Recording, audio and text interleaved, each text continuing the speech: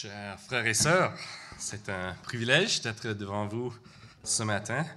Peut-être c'est ce que chaque prédicateur dit avant qu'il prêche devant une église, surtout les églises, quand il visite des églises. Mais mes frères et sœurs, je le pense vraiment.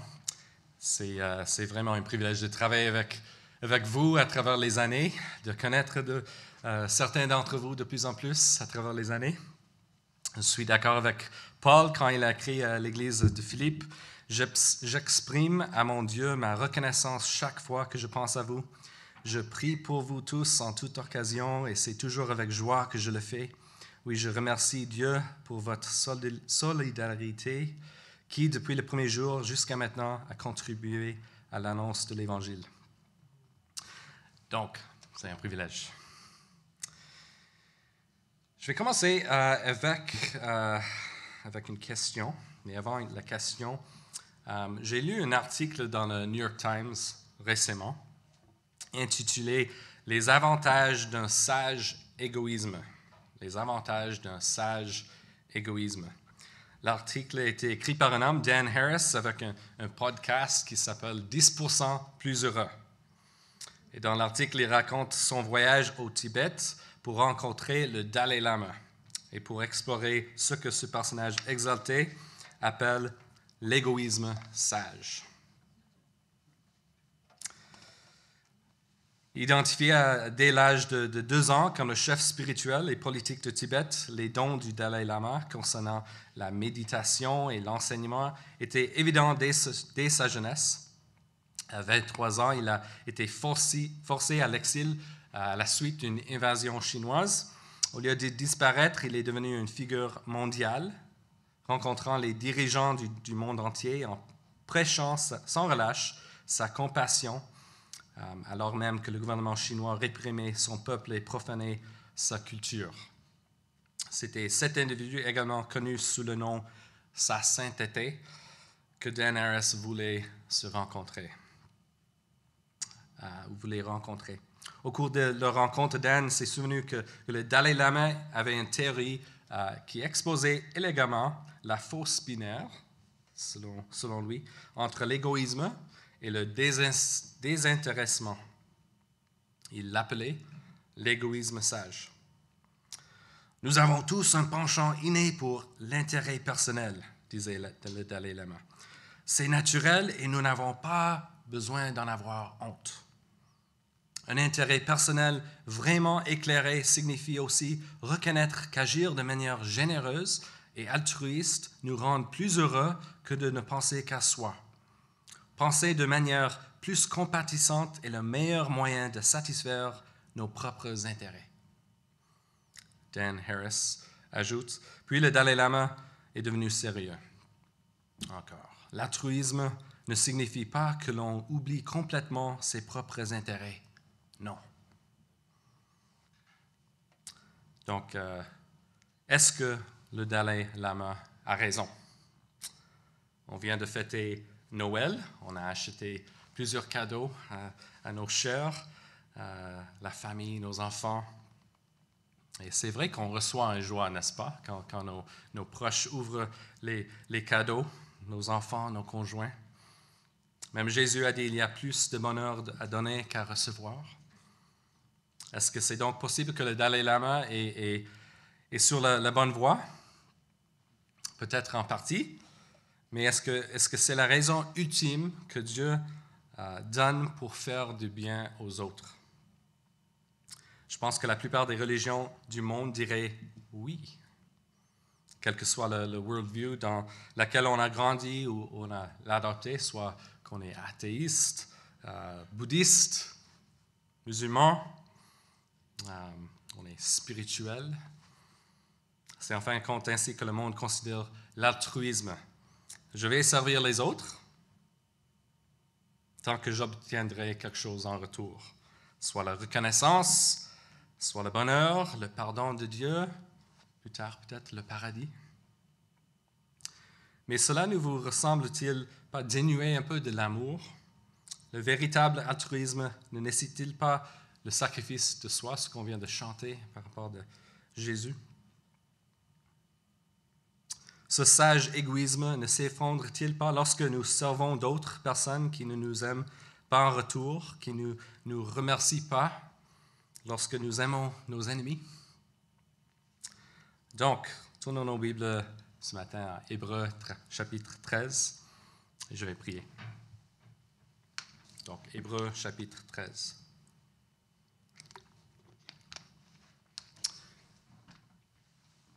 Merci Seigneur, merci.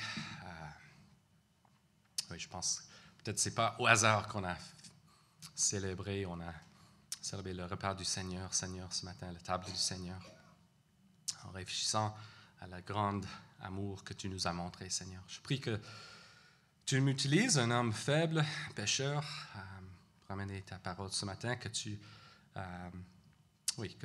ça soit tes paroles, pas mes paroles, Seigneur. Que tu sois glorifié au nom de Jésus. Amen. Donc, Hébreux 13, on va lire versets 1 à 6. Persévérez dans l'amour fraternel, n'oubliez pas l'hospitalité, car en l'exerçant, certains ont sans le savoir logé les anges. Souvenez-vous des prisonniers comme si vous étiez prisonniers avec eux, et de ceux qui sont maltraités comme si vous étiez dans leur corps. Que le mariage soit honoré de tous et le lit conjugal épargné par la souillure. Ceux qui se livrent à l'immoralité sexuelle et à l'adultère, Dieu les jugera. Que votre conduite ne soit pas guidée par l'amour de l'argent. Contentez-vous de ce que vous avez. En effet, Dieu lui-même a dit « Je ne te délaisserai pas et je ne t'abandonnerai pas ». C'est donc avec assurance que nous pouvons dire « Le Seigneur est mon secours, je n'aurai peur de rien que peut me faire un homme. » Amen. Donc, contrairement à la sagesse du Dalai Lama, contrairement à la sagesse du monde, ce passage que nous allons étudier ce matin suppose que l'égocentrisme est à l'opposition de l'amour véritable. L'amour pour les autres nécessite que nous détournons de nous-mêmes vers Dieu et vers les autres. Dans ce passage, il s'agit de 4 pratiques chrétiennes essentielles. L'amour pour l'Église, l'hospitalité, l'amour pour ceux qui souffrent et l'amour pour nos conjoints. Mais ce matin, nous allons nous concentrer sur verset 2, la pratique de l'hospitalité. Et au fur et à mesure que nous examinons ce passage, nous allons nous pencher en particulier sur 3 questions et essayer de les répondre. C'est 3, pas 1. 1, qu'est-ce que l'hospitalité? C'est quoi l'hospitalité? 2, pourquoi devons-nous pratiquer l'hospitalité? 3, comment devons-nous pratiquer l'hospitalité? Donc, qu'est-ce que c'est? Pourquoi? Comment? Donc, c'est quoi l'hospitalité? Prochaine diapo. Quand nous, à l'Ouest, en Occident, pensons au mot hospitalité, nous pensons probablement d'abord à peut-être des repas élaborés avec des amis. Nous pensons à Martha Stewart, je ne sais pas si elle est connue ici. On peut peut-être penser à l'industrie d'accueil, les hôtels, les cappuccinos. Mais est-ce que c'est ce dont Hébreux se parle? Et pour répondre à cette question, nous devons d'abord regarder le mot grec que l'auteur utilise. Donc, le chapitre 13 commence par persévérer dans l'amour fraternel. En grec, persévérer dans la Philadelphie. Qu'est-ce que ce mot veut dire, Philadelphie? L'amour fraternel. Je pense qu'on en sait.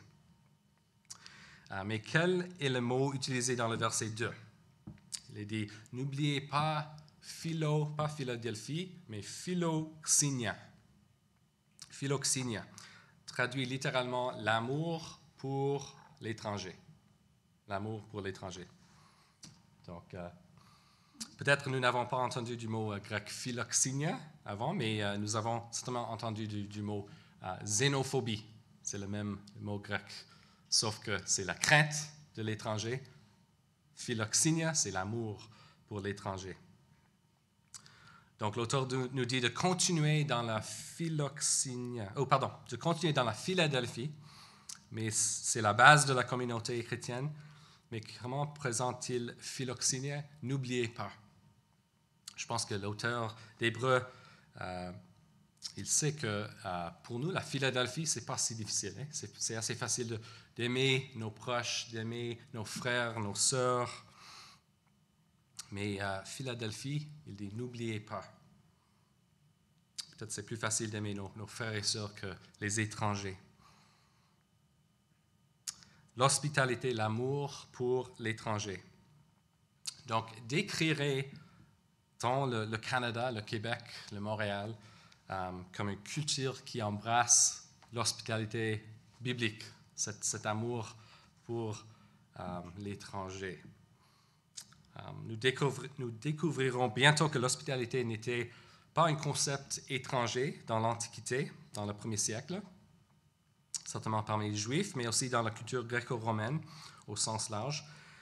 Mais avant d'examiner ces cultures, peut-être nous devrions demander comment notre culture occidentale a évolué un peu loin de ce qu'on vient d'expliquer.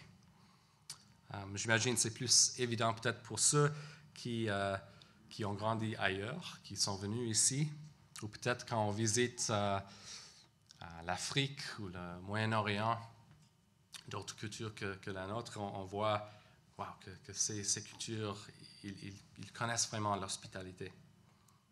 Donc, d'où vient cette notion d'individualisme occidental? Les historiens s'accordent pour dire que peut-être la plus grande contribution à l'individualisme occidental, c'était pendant le siècle des Lumières. À la fin du XVIIe et du XVIIIe siècle, des penseurs européens célèbres comme Voltaire et Rousseau ont entraîné un changement de mentalité énorme dans la société. Peut-être à la base, c'était un rejet de la structure hiérarchique ou familiale, un rejet de la religion. C'était une pensée qui disait que la clé pour transformer notre société, pour le mieux, c'était d'utiliser notre raison de l'homme. Et donc, comment cela nous a-t-il impacté? Un historien a dit, à l'ère moderne, où les individus sont séparés les uns des autres dans une société où les liens sociaux sont fragmentés et non plus aussi fondamentaux, l'éthique est devenue une formule quantitative. La vision éthique moderne consiste principalement à la recherche de ce qui me donnera la sécurité, le plaisir, l'opportunité, la rentabilité et la réduction minimum des difficultés. À l'Ouest, on est devenu une société un peu fermée quand on compare aux autres.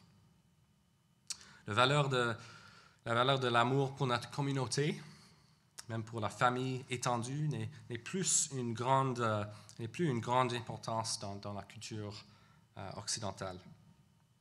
Nabil Qureshi, l'auteur d'un livre qui s'appelle en anglais Seeking Allah, Finding Jesus, a raconté cette histoire. Un étudiant étranger musulman est arrivé d'Arabie Saoudite avec 2 valises pleines de cadeaux. Lorsque son colocataire lui a demandé s'il avait de la famille ou des amis ici, en voyant cette grande valise, il a répondu qu'il ne connaissait personne aux États-Unis. Mais avec un grand sourire, il disait « Lorsque je serai invité aux maisons des Américains, je ne manquerai pas d'apporter des cadeaux pour eux, comme ma coutume. » Nabil dit, l'étudiant est rentré en Arabie Saoudite avec 2 valises encore pleines. Il n'a jamais été invité dans une maison. Donc, lorsque la communauté interagit avec notre Église, avec nous, trouve-t-elle le même individualisme qu'ailleurs dans notre ville? Comment nos collègues, nos voisins nous voient à cet égard? Hébreux 13 dit de n'oublier pas l'hospitalité. Donc, quelle opportunité on a dans cette ville, Montréal, pour montrer, pour pratiquer ce genre d'hospitalité. Mais encore la question, pourquoi? Pourquoi devons-nous le pratiquer? Au moment de la rédaction de cette lettre, contrairement à notre culture au Canada, l'hospitalité était une grande vertu dans le monde gréco-romain. Dans un monde où les hôtels étaient rares et dangereux, il n'y avait pas Airbnb, l'hospitalité n'était pas seulement une vertu, c'était une nécessité par la société. Une des caractéristiques de l'hospitalité dans la Méditerranée était qu'il était somptueux. Il fournissait effectivement la nourriture, l'abri et la protection, mais elle comprenait même des repas élaborés, des grands cadeaux, des soins médicaux. Mais, dans le monde gréco-romain, la culture, c'était limité. Limité dans la durée, peut-être pas pour nous, c'était limité, mais pour eux, c'était maximum de 2 jours. Pour nous, peut-être ça, c'est beaucoup. Aussi, c'était limité dans l'identité de l'invité, qui on va inviter chez nous. C'était quoi la motivation pour pratiquer l'hospitalité dans le monde gréco-romain du 1er siècle? Bien qu'il était confié à un étranger, un voyageur, cet individu était le plus souvent un homme de moyens, car la motivation principale de l'hospitalité, c'était la réciprocité. Bien que l'altruisme, la moralité et le devoir religieux étaient des motifs secondaires, l'hospitalité gréco-romaine était plus un prêt qu'un cadeau. Un peu comme la sage égoïsme enseigné par le Dalai Lama. Le but n'était pas l'amour sacrificiel, mais comment puis-je bénéficier de ce service. Mais la motivation des Juifs du 1er siècle, c'était quoi pour eux? C'était quoi l'hospitalité? Est-ce que c'était la même chose? Comment voyons-nous ce concept d'hospitalité renversé sous l'Ancien Testament, la loi de l'Ancien Testament? Nous voyons un changement radical comparé à celle de la culture gréco-romaine. Bien que tous les aspects positifs de l'hospitalité gréco-romaine étaient aussi observés parmi les Juifs, l'Ancien Testament l'a porté à un autre niveau. Vous n'avez pas besoin de tourner, mais dans Deutéronome chapitre 10, 17 à 19, Dieu définit le bénéficiaire de l'hospitalité comme étant l'orphelin, la veuve, l'étranger, l'immigrant. L'orphelin, la veuve, l'étranger ou l'immigrant. Donc, si on pense à la culture gréco-romaine, ces personnes sont-ils des investissements ou des partenaires commerciaux optimaux? Contrairement à l'hospitalité gréco-romaine, quelle était la motivation pour l'hospitalité radicale, cette hospitalité radicale? Donc, dans le même chapitre 10, Deutéronome 10, verset 19, Dieu dit, « Vous-même étiez ce genre de personnes en Égypte. » Donc, qu'est-ce que Dieu est en train de dire? Vous étiez vous-même ces genres de personnes. On commence à voir une image de Dieu comme le grand hôte. Le peuple d'Israël était des étrangers dans une terre étrangère, mais Dieu les a sauvés, les a vêtus, les a nourris, les a ramenés chez lui dans son pays. En bref, sous la loi, le peuple de Dieu devait faire preuve d'hospitalité à cause de l'hospitalité de Dieu envers eux. Leur hospitalité devait être une image ou un reflet de leur salut d'Égypte. Donc nous commençons de comprendre un peu la motivation, pourquoi pratiquer l'hospitalité. Mais dans le texte, l'auteur, dans notre passage, Hébreux 13, verset 2, l'auteur nous donne une autre raison pour pratiquer l'hospitalité, n'est-ce pas? Il dit, « N'oubliez pas l'hospitalité, car en l'exerçant certains ont sans le savoir logé des anges. » Donc, si on pratique l'hospitalité, est-ce que c'est fortement possible qu'on va recevoir une visiteur angélique? Wow! C'est une bonne motivation, n'est-ce pas? Est-ce que ça, c'est ce que l'auteur est en train de dire? Bien que c'est possible, je pense que le siècle des Lumières aussi, l'effet, c'était de pousser nos instincts pour penser à la surnaturelle, de nier le surnaturel. Mais les commentateurs sont d'accord que nous manquons quelque chose si ça, c'est la motivation principale qu'on sort de ce verset. Cependant, pouvez-vous penser à un moment dans la Bible, dans l'Ancien Testament, où quelqu'un a accueilli des invités, des anges, chez lui? Abraham. Donc, je pense qu'il existe quelques exemples. Les commentaires s'accordent pour dire, par contre, que verset 2 s'agit d'une référence à Genèse 18. Vous vous souvenez, quand Abraham a accueilli le Seigneur et deux anges, il a couru pour les rencontrer. Il leur a fourni de l'eau pour qu'ils puissent laver leurs pieds fatigués. Il leur a préparé un endroit pour se reposer. Il les a nourris avec un repas copieux. Puis il les a escortés même sur la route pour leur départ. Et donc, selon les historiens juifs du 1er siècle, comme Joseph et Philon, ça, c'était l'acte d'hospitalité exemplaire pour le peuple juif. Quand ils pensaient à l'hospitalité, ils pensaient à Abraham. Et donc, l'auteur d'Hébreux nous rappelle l'acte d'hospitalité exemplaire d'Abraham d'une manière un peu implicite. Alors, c'est quoi l'hospitalité?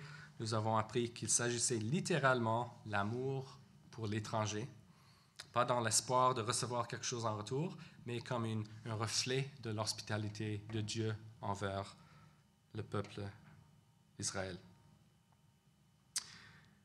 Eh bien, que nous ayons déjà examiné la motivation de l'hospitalité dans l'Ancien Testament, examinons comment la motivation de pratique de l'hospitalité s'étend encore plus loin dans le Nouveau Testament. La lettre aux Hébreux, bien que les commentateurs anciens et contemporains n'ont jamais identifié avec certitude l'auteur, le consensus est que les destinataires de cette lettre étaient des chrétiens juifs, d'où le nom hébreu. Nous le savons à cause de l'importance, quand on lit tout le livre d'Hébreux, on voit que la lettre met l'importance sur la supériorité de Jésus sur la loi mosaïque. C'est plein de l'Ancien Testament. Nous savons également que cette communauté des croyants, ces chrétiens juifs, était confrontée à de nombreuses persécutions et qu'elle s'éloignait de la foi. Ils avaient la tentation probablement de retourner à la foi juive, au judaïsme. Et par conséquent, la lettre aux Hébreux, si on pouvait résumer en une seule phrase, c'était une lettre d'encouragement voulant que, puisque Christ est plus grand que n'importe quel ange, prêtre ou institution de l'ancienne alliance, et parce qu'ils ont reçu un si grand salut en Jésus, ils devaient persévérer dans la foi. La lettre est organisée un peu comme un message, un peu comme un sermon. Selon les commentateurs, ils disent que les premiers chapitres, les 12 chapitres, sont le message principal. Et puis chapitre 13, c'est plus l'application. Donc ce matin, on étudie l'application du message d'Hébreux. Juste avant notre passage, dans le chapitre 12, verset 28, l'auteur dit « C'est pourquoi, puisque nous recevons un royaume inébranlable, attachons-nous à la grâce qui nous permet de rendre à Dieu un culte qui lui soit agréable, avec respect et avec piété. » C'est 12, 28. Puis après notre passage, au chapitre 13, verset 15, on voit le même message répété avec un peu plus de détails. Par Christ, ça c'est verset 13, 15, par Christ offrons donc sans cesse à Dieu un sacrifice de louange, c'est-à-dire le fruit de lèvres qui reconnaissent publiquement lui appartenir. Et n'oubliez pas de faire le bien et de vous entraider, car c'est à de tels sacrifices que Dieu prend plaisir. Donc, je pense que notre passage ce matin, incluant verset 2, c'est entre ces deux versets. C'est un peu le viande, si on pense à une sandwich. À cause de la majesté de Jésus et de ce qu'il a fait pour nous, dit l'auteur, offrons-nous à Dieu un culte acceptable avec gratitude. L'hospitalité, parmi les autres pratiques chrétiennes mentionnées, est une louange, c'est un sacrifice à Dieu. Ce n'est pas une bonne œuvre accomplie dans le but d'obtenir la faveur, le pardon, la grâce et le salut de Dieu. Mais nos sacrifices d'œuvre sont accomplis, dit l'auteur, par gratitude à cause du grand salut accompli par Jésus. C'est notre foi en action. Nos bonnes œuvres sont la preuve de notre foi. Donc, nous n'offrons pas l'hospitalité comme dans le monde gréco-romain, où ils cherchaient la réciprocité et la récompense. Mais nous, en tant que chrétiens, devons pratiquer l'hospitalité. Pourquoi? À cause encore de la grande hospitalité de Dieu envers nous. La pratique de l'hospitalité biblique, à tous égards, c'est une invitation de faire partie de notre famille. Il comprend que l'hospitalité est un reflet de l'Évangile. En fait, l'Évangile est l'acte ultime de l'hospitalité. On a vu comment c'est un reflet du salut des Juifs de l'Égypte. Mais même ça c'est juste un ombre du salut ultime dans l'Évangile. Pensons avec moi l'Évangile, le lien entre l'Évangile et l'hospitalité. Nous étions des parfaits étrangers. Pire, la Bible dit qu'à cause de nos péchés, nous sommes devenus les ennemis de Dieu. Ésaïe 53 dit que nous étions tous comme des brebis égarées, chacun suivait sa propre voie. On était tous perdus, destinés à l'enfer, à l'éternité sans Dieu. Mais notre grand hôte, il est entré dans sa création il y a 2000 ans. Il s'est humilié, il a pris une condition d'un serviteur humain, Jésus. Jean 1,14 dit que la parole s'est faite homme, elle a habité parmi nous. Littéralement, le mot grec pour habiter signifie il a planté sa tente parmi nous. Pense à l'hospitalité. Et Jésus nous a montré son hospitalité ultime en nous donnant le plus grand cadeau. On a chanté ce matin, le plus grand amour. Il est mort à notre place, la mort que nous méritons, pour nous pardonner de nos péchés, pour nous réconcilier avec Dieu. Et il s'est ressuscité, vainquant la mort. Il nous offre pas sa présence pour quelques jours, mais il envoie son esprit pour vivre avec nous tous les jours de nos vies sur la terre. Et Dieu ne nous pas seulement accueillis dans sa présence, mais il nous a bénis de toutes les bénédictions spirituelles dans les lieux célestes en Christ, comme le dit Paul en Éphésiens chapitre 1. Il n'était pas prêt non plus de simplement nous accueillir dans sa maison comme des serviteurs, mais il nous adopte comme des filles et filles, ses filles et ses filles. Étrangers, orphelins, transformés en enfants de Dieu. Adoptés dans sa grande famille, avec un héritage promis de vivre avec lui pour toute éternité. Cela change un peu notre conception de l'hospitalité. Peut-être que tu es ici ce matin et tu n'as jamais entendu de cette hospitalité ultime de Dieu. Peut-être tu crois en Dieu, peut-être pas. Mais si tu es honnête, tu sais que tu es perdu. Et cette description de Dieu, peut-être ça semble trop beau, trop belle pour être vrai. Mais c'est le cas. On vient de fêter Noël. C'est le cas. Et Dieu attend avec des bras ouverts pour que tu acceptes ce don de salut aujourd'hui. Si tu veux parler plus à propos de ça, vous pouvez parler avec moi, avec n'importe qui ici. Ça nous fera plaisir, c'est sûr, de parler plus à propos de ça. Donc, pourquoi devrions-nous pratiquer l'hospitalité, frères et sœurs? Parce que c'est une louange reconnaissante à Dieu pour son hospitalité envers nous. C'est un reflet de l'Évangile et ça ouvre les portes, comme le verset dit au verset 15, de proclamer son nom devant nos invités.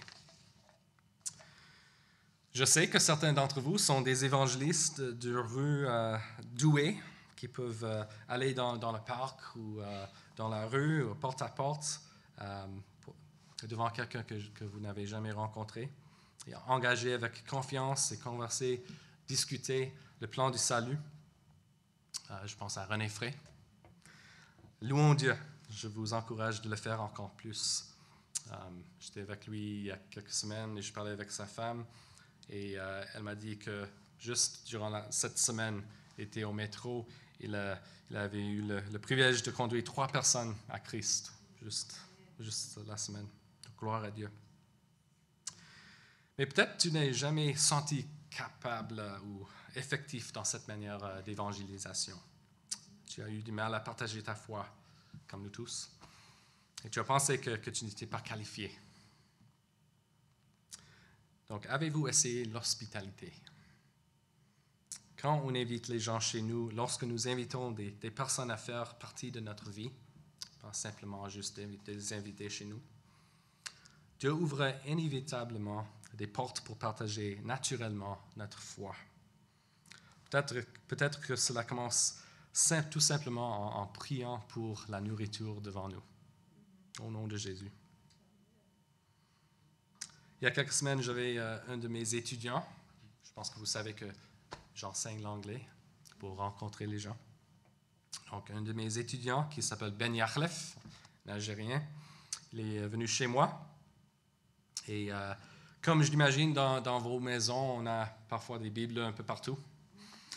Et durant notre discussion, je pense qu'on était en train de parler du football, du soccer. Et cette soirée, la Bible de mon fils était à côté, sur la table à côté du sofa. Et Ben Yachlef, j'ai vu quand on était en train de discuter, il m'écoutait, mais il ne regardait pas à moi. Ses yeux étaient fixés sur la Bible à côté de nous. Et il m'a dit, j'ai jamais vu une Bible. Donc j'ai pris dans la main et on a discuté pour une trentaine de minutes. C'est quoi la Bible?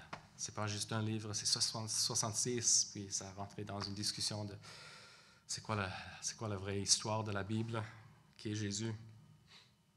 Et à la fin, je lui ai demandé s'il voulait une Bible.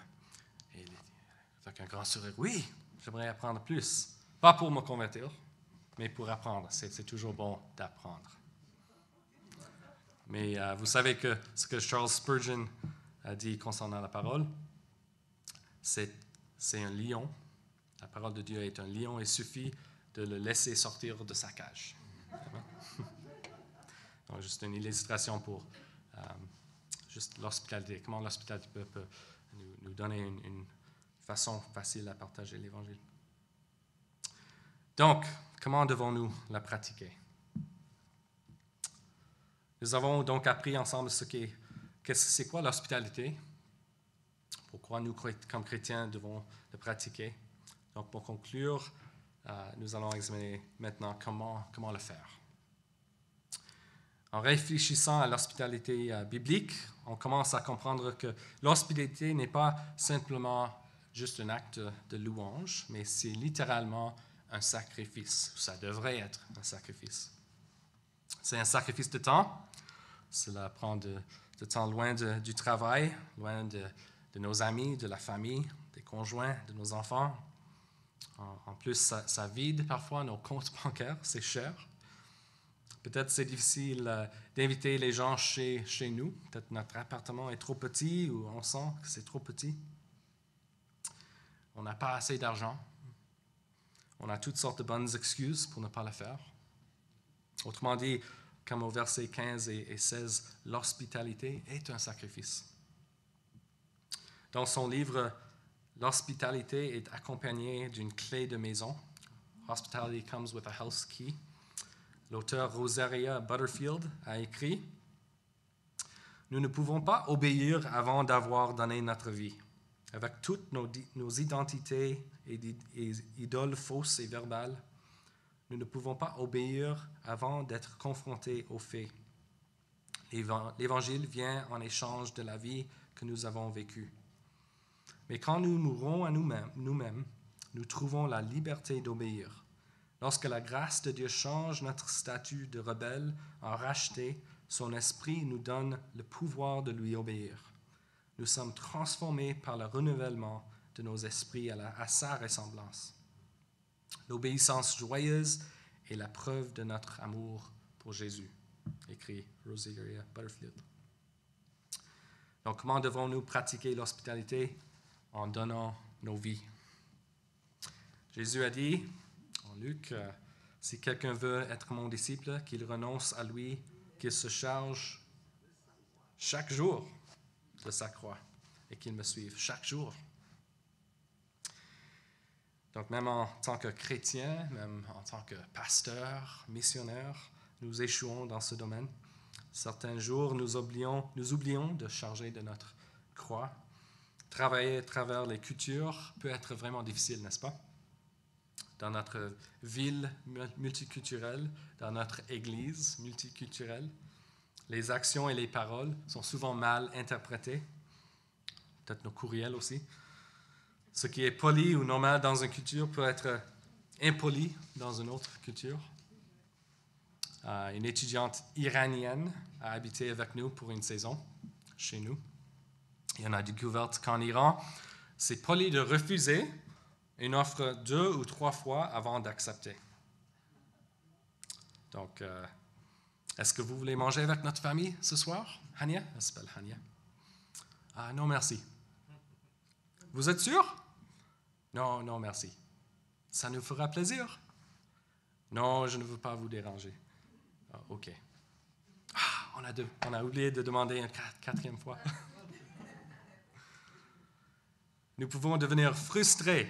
Peut-être nos invités ne sont pas reconnaissants. Peut-être on a investi tellement de temps, de l'argent dans la vie de ces gens et on ne voit pas beaucoup de fruits. Ou pire, peut-être ils nous abandonnent. C'est douloureux, l'hospitalité. Ce sont des bons moments, je pense, quand c'est difficile. Et ces moments sondent nos cœurs. Ça nous force à poser encore la question, pourquoi est-ce qu'on le fait? Est-ce qu'on le fait pour nous-mêmes ou s'agit-il d'adorer Dieu tout en les aimant d'une manière sacrificielle? Dieu nous appelle dans sa grâce illimitée à persévérer chaque jour, pas seulement les pasteurs et les missionnaires, mais nous tous. Donc oui, c'est un sacrifice, mais c'est aussi une joie. John Piper, pasteur américain, dit « Il y a peu de joie, s'il y en a, plus grande que la joie de connaître l'expérience du pouvoir libérateur de l'hospitalité de Dieu. Ce qui fait de nous un nouveau genre de personnes radicalement différents qui aiment refléter la gloire de sa grâce lorsque nous offrons l'hospitalité. C'est une joie. » Donc, peut-être Dieu vous a mis, durant cette prédication, mis à cœur d'inviter une famille ou un individu chez vous cette semaine, ou prendre un café avec eux, ou les amener à un restaurant, peut-être un membre de l'Église, peut-être un collègue, un camarade de classe, peut-être il y a quelqu'un ici, tu sais que peut-être ils sont un peu plus seuls. Comme Paul a dit aux Galates 6, verset 10, « Pratiquons le bien envers tous et surtout envers les frères en la foi. » Donc, comme chrétiens, on devait pratiquer l'hospitalité à l'intérieur de l'Église et à l'extérieur. Donc, n'oubliez pas l'hospitalité, l'amour pour l'étranger. J'ai commencé ce matin avec l'article du New York Times, avec la sagesse de la bouche du Dalai Lama. Dan Harris termine son article avec les mots suivants. « J'ai fini par comprendre qu'il n'y a rien de mal à tirer du plaisir d'une gratification égoïste, surtout lorsqu'elle produit un travail orienté vers l'autre. » Est-ce qu'il a raison? Je pense qu'il a presque raison. Souvent, comme Satan, il veut juste commencer avec la vérité, mais changer un peu. Il y a une joie que nous recevons en aimant les autres. Mais ce bonheur égoïste qu'il recherche, finalement, c'est vide. C'est triste, c'est faux, c'est temporaire. C'est un mensonge qui ne satisfera jamais, ni nous sauver. Cet égoïsme sage. Et combien cette sagesse semble insignifiante quand on la compare à l'amour sacrificiel de Jésus, n'est-ce pas?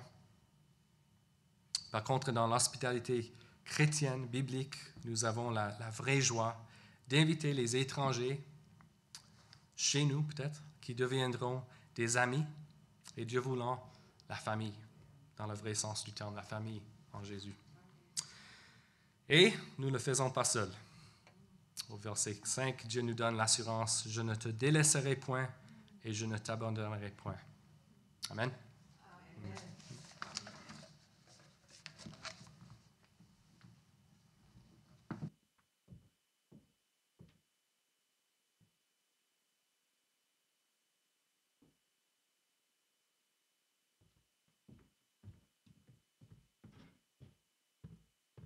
Merci beaucoup, Greg, pour ce message.